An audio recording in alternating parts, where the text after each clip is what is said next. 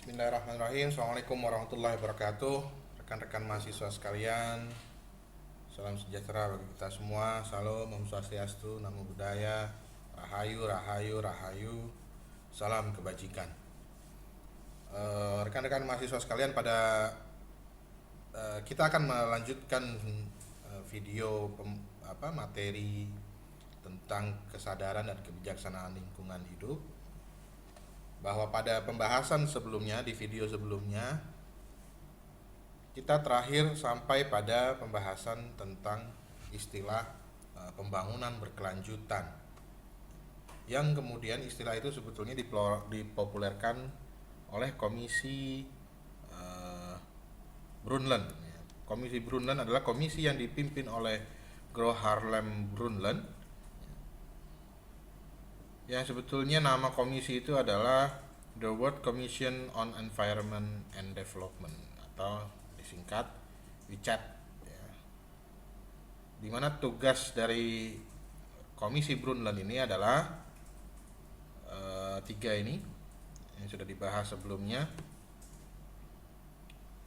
membahas kembali atau mengkaji kembali isu-isu lingkungan hidup dan pembangunan, dan kemudian membuat sebuah formulasi tentang langkah inovatif, langkah yang konkret dan realistis untuk menyelesaikan persoalan itu. Memperkuat kerjasama internasional, ya, dan meningkatkan pemahaman dan komitmen untuk melakukan atau untuk action, ya, untuk beraksi baik di kalangan individu, ya, bisnis, institusi, dan pemerintahan, voluntary organization juga. Ini adalah tiga tugas utama dari komisi ini. Jadi kata kuncinya adalah mengkaji isu kritis dan bagaimana kemudian membuat sebuah langkah-langkah, memformulasikan langkah-langkah untuk menyelesaikan itu, memperkuat kerjasama internasional, meningkatkan pemahaman dan komitmen. Pembangunan berkelanjutan yang dipopulerkan istilah ini dipopulerkan oleh Komisi Brundtland ini, dan kemudian dirumuskan definisinya sebagai pembangunan yang bertujuan untuk memenuhi kebutuhan generasi sekarang tanpa kemudian mengurangi kesempatan atau kemampuan generasi yang akan datang untuk memenuhi kebutuhan mereka. Jadi jangan sampai kita terlalu memforsir atau mengeksploitasi alam sehingga di generasi yang akan datang itu tidak bisa digunakan lagi. Nah, jangan sampai begitu. Pembangunan yang berkelanjutan adalah kita mengeksplorasi alam saat ini, tetapi juga kita harus memastikan bahwa generasi yang akan datang juga harus punya kesempatan dan kemampuan untuk bisa menikmatinya juga, ya, seperti generasi yang sekarang. Kita lanjutkan kebijaksanaan lingkungan hidup yang selanjutnya, itu pada tahun 1992 Majelis Umum menyelenggarakan konferensi di Rio de Janeiro, Brazil 3 sampai 14 Juni 92. Lazim disebut sebagai konferensi tingkat tinggi bumi, yang dimana konferensi ini digelar untuk menindaklanjuti rekomendasi-rekomendasi laporan dari WCED, dari Komisi Brundtland. Komisi Rio de Janeiro ini dihadiri oleh 178 utusan negara, 115 kepala negara dan kepala pemerintahan, serta 1.400 orang perwakilan LSM.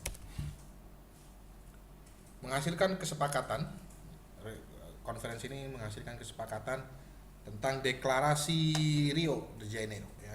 Namanya adalah Deklarasi Rio tentang lingkungan hidup dan pembangunan, yang memuat 27 prinsip, ya. Kalau tadi di Stockholm 26 prinsip, terus di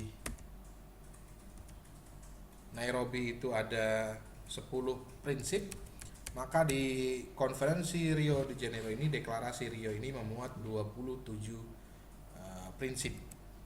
Nanti silakan Anda cari apa saja prinsipnya, Anda pelajari.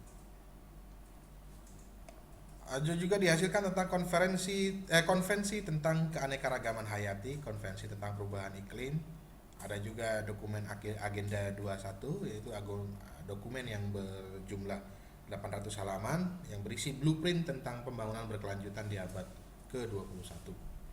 Prinsip-prinsip pengelolaan hutan yang tidak mengikat, pengembangan lebih lanjut instrumen hukum dari konvensi tentang desertifikasi, konvensi pencemaran laut yang bersumber dari daratan.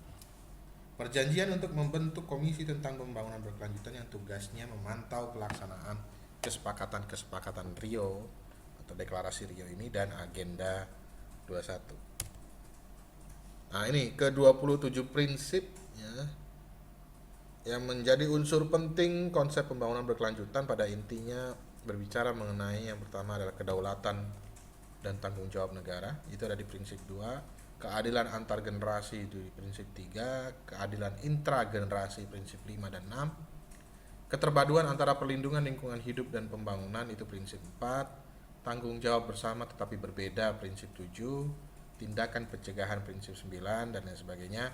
Ada prinsip pencemar membayar itu prinsip ke-16. Ada demokrasi dan peran serta masyarakat di prinsip 10. Nah, ini nanti juga yang akan menjadi tugas Anda di akhir materi ini, menjadi tugas pertemuan atau tugas dari materi mengenai kesadaran dan kebijaksanaan lingkungan hidup, yaitu menjelaskan maksud dari prinsip kedaulatan dan tanggung jawab negara, prinsip keadilan antar generasi, prinsip intragenerasi, dan sampai pada prinsip demokrasi dan peran serta masyarakat. Itu dijelaskan apa maksud dari prinsip-prinsip ini.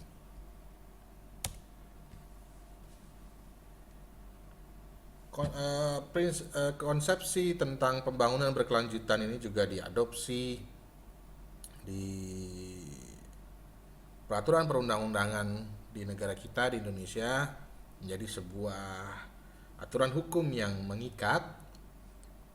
Contoh misalnya di Undang-Undang Dasar Negara Republik Indonesia tahun 1945 pasal 33 ayat 4 menyebutkan bahwa perekonomian nasional diselenggarakan berdasar atas demokrasi ekonomi dengan prinsip kebersamaan, efisiensi berkeadilan, berkelanjutan, berwawasan lingkungan dan lain sebagainya. Di sini ada berkelanjutan dan berwawasan lingkungan.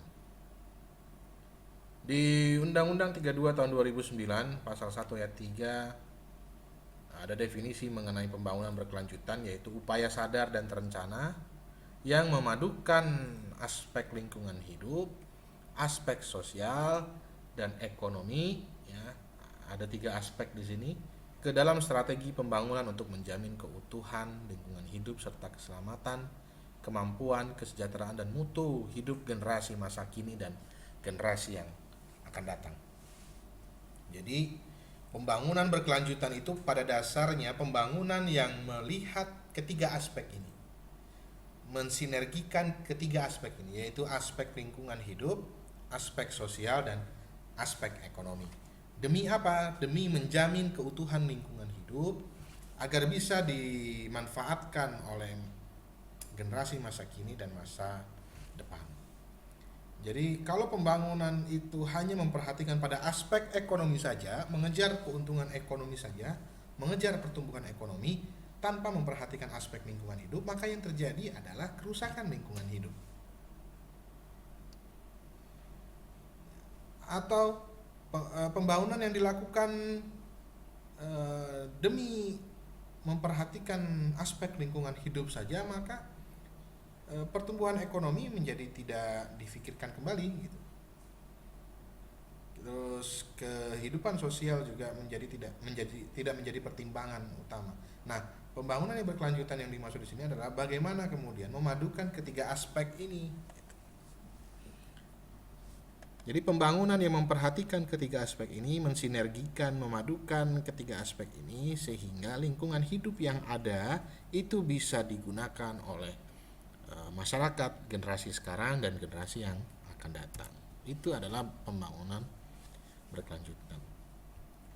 Untuk mewujudkan cita-cita dan agenda utama pembangunan berkelanjutan tidak lain adalah upaya untuk mensinkronkan mengintegrasikan, memberi bobot yang sama pada ketiga aspek pembangunan tadi, yaitu aspek ekonomi, sosial, dan lingkungan hidup. Bukan berarti aspek ekonomi tidak penting, tetapi bagaimana caranya agar ketiga aspek ini bisa saling berkaitan satu dengan yang lain.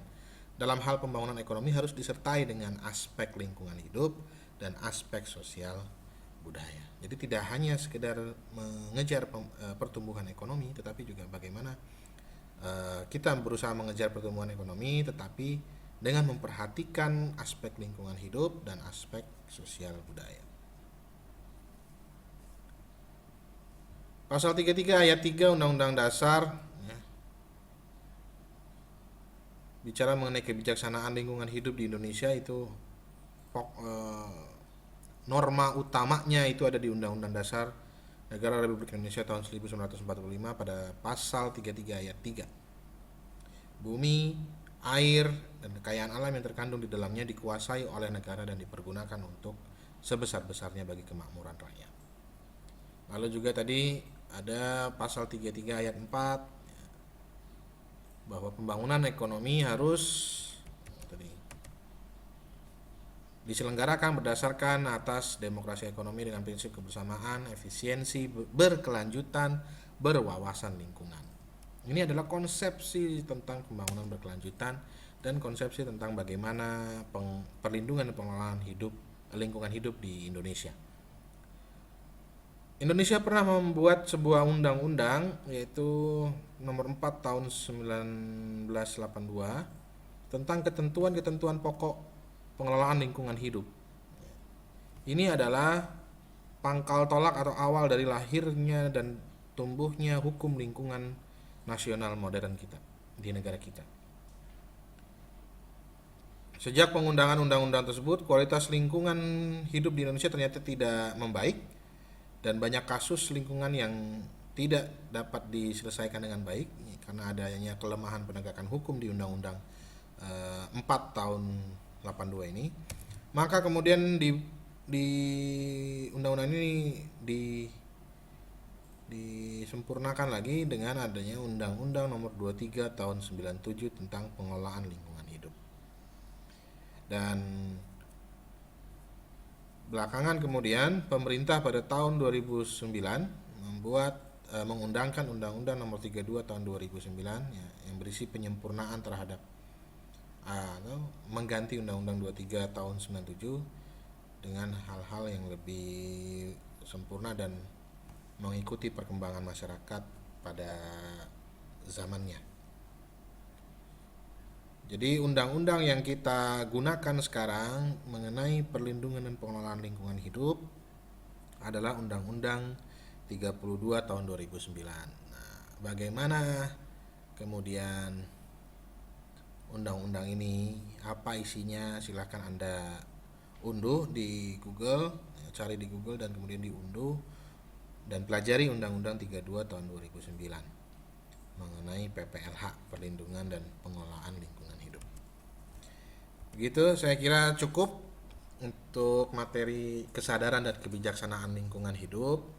Saya berharap Anda bisa menyimak dengan baik video ini dan Anda sudah mencatat hal-hal yang penting dari video ini dan Anda pelajari kembali, Anda pelajari lebih lanjut terutama tadi tentang prinsip-prinsip dan asas-asas yang dihasilkan dari konferensi Stockholm, konferensi Nairobi, ya, dan lain sebagainya.